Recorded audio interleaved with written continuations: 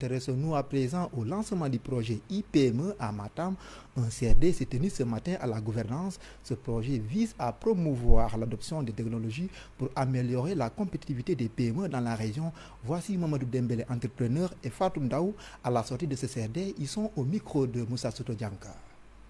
Le projet ETHER va contribuer beaucoup à améliorer surtout le service au sein des entreprises, mais aussi de permettre aux entrepreneurs d'aller très vite et de mieux vendre sur le marché national, éventuellement sur le marché international. Parce que la technologie va nous permettre non seulement d'échanger, va nous permettre aussi d'aller, comme je l'ai dit tout à l'heure, très vite dans la production et dans la vente des produits. Et quelqu'un qui commercialise son produit, il va aller très vite, non seulement pour vendre sur le marché international, mais aussi ça va lui permettre de mieux comprendre l'outil technologie et aller dans le sens d'améliorer les différents services que l'entreprise a. Je lance un message pour dire à tous les jeunes entrepreneurs d'approcher de l'ADPME, vraiment pour pouvoir développer nos entreprises. Parce qu'il y a beaucoup de choses que j'ai appris ici. Et il y a beaucoup de choses aussi que je ne savais pas. Parce que sur le projet là qu'ils ont lancé, moi je n'avais pas d'informations. Donc j'ai juste vu ça sur les statuts. Et aujourd'hui, puisque j'ai assisté sur le CRD, franchement ça m'a permis à comprendre beaucoup de choses, beaucoup de projets sur l'ADPME. Et pour mieux parler de ce projet, nous recevons sur ce plateau monsieur le directeur général de l'ADPME. Il s'appelle Idrissa Diabira. Monsieur Diabira, comment vous allez? Bonsoir, Imama. Vous êtes à Matam dans le cadre de ce projet. Et dites-nous d'abord, quelle est l'explication que vous pouvez nous dire d'abord de ce projet? Merci beaucoup, c'est un plaisir. On se déplace dans les 14 régions. Donc après Kédougou et Tambacounda, nous voici à Matam. Le projet vise à renforcer la productivité des petites et moyennes entreprises. Le défi pour une entreprise, c'est d'être suffisamment performante pour faire ce qu'elle fait, mais pour la faire en quantité, en qualité, pour pouvoir servir ses clients. Et les technologies, notamment les technologies numériques ou les technologies classiques, permettent d'améliorer les entreprises, leur permettent d'arriver à leur fin. On entend souvent les entreprises solliciter, par exemple, du financement. C'est normal, elles en ont besoin pour pouvoir grandir. Or, pour bénéficier de financement, il faut aussi avoir des états financiers ou tenir sa comptabilité. C'est une des fonctions de l'entreprise.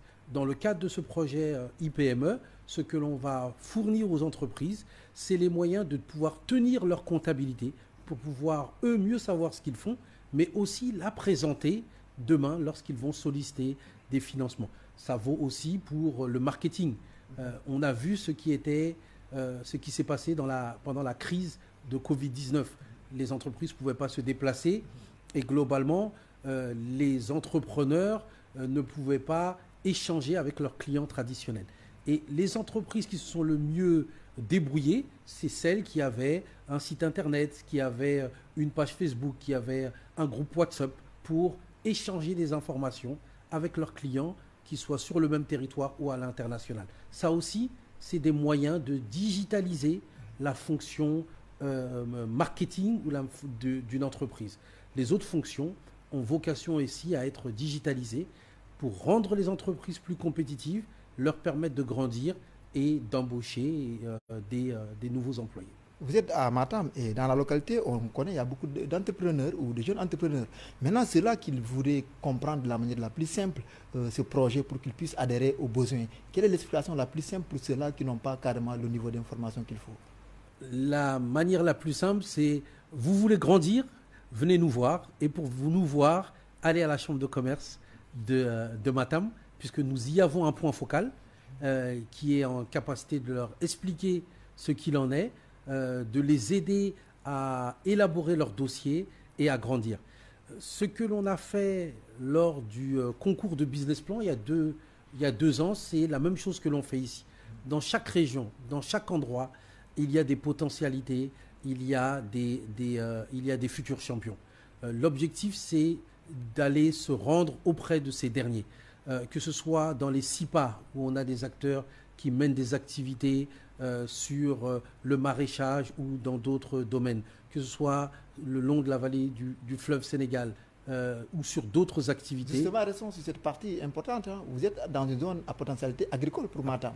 Je parle de la région de Matam beaucoup plus précisément. Est-ce que vous pensez que ce projet aura un impact sur la résilience des populations? C'était justement l'un des objets de ce CRD et j'en suis absolument convaincu.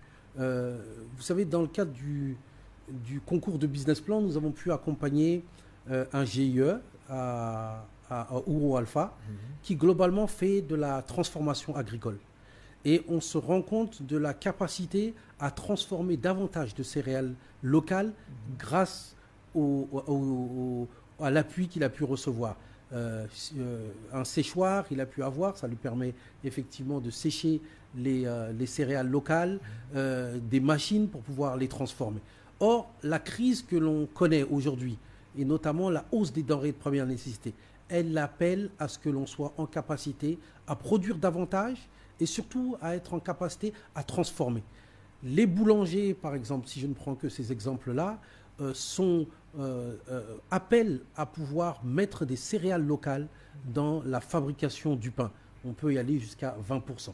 Si les producteurs, justement, sont bien accompagnés, capacités, ils seront justement en mesure de produire cette capacité de céréales locales en fonio, en mil, en sorgho, etc. pour alimenter les boulangeries. Et au niveau national, cet appel au sursaut, cet appel à une production plus massive est absolument nécessaire pour que les régions puissent se nourrir, pour que Matam puisse nourrir Matam et au-delà, Matam puisse permettre au Sénégal d'être souverain au niveau alimentaire. Vous avez vu dans le reportage que nous avons passé tout à l'heure, dans le Djérou, où le potentiel est vraiment énorme, et vous parlez de potentialité agricole, mais est-ce qu'au-delà de ça, il y a d'autres activités qui sont ciblées, comme par exemple l'élevage, pour que ça soit aussi pris en compte? Absolument.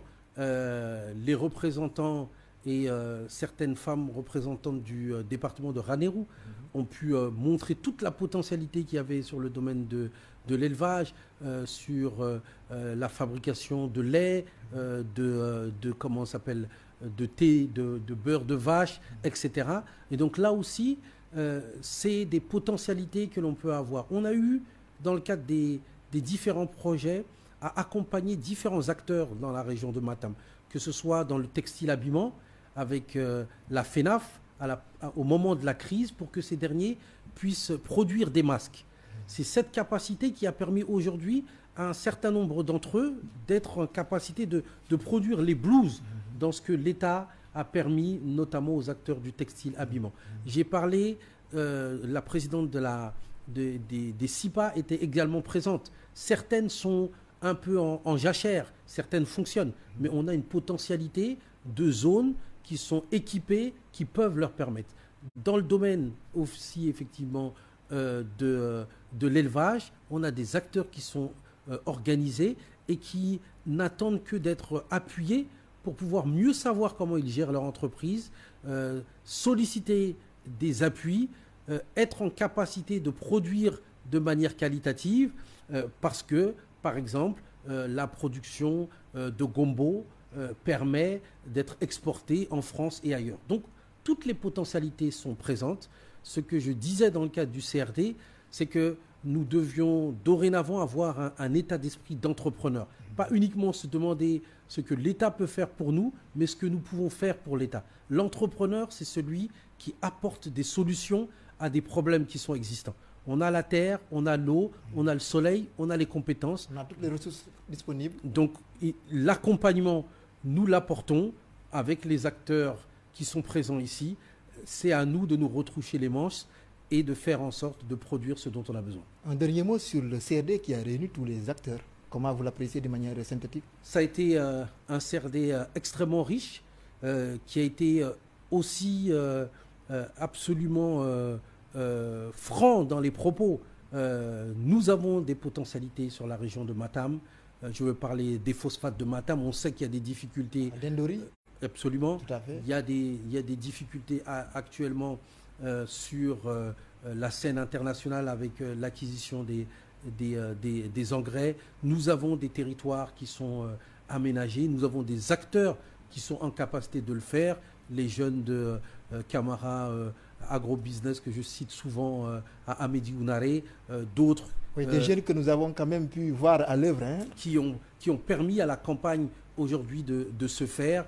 Je veux parler d'autres dans le domaine du textile habillement, dans le domaine de la production. Donc les conditions sont là, mais surtout ce qui a été dit, c'est que notre destin est entre nos mains. Il ne faut pas uniquement s'apitoyer, il faut aussi savoir saisir les opportunités. Ce programme, c'est une opportunité puisque c'est 5000 PME que nous allons accompagner au cours de ces 3 prochaines années sur l'ensemble du territoire national.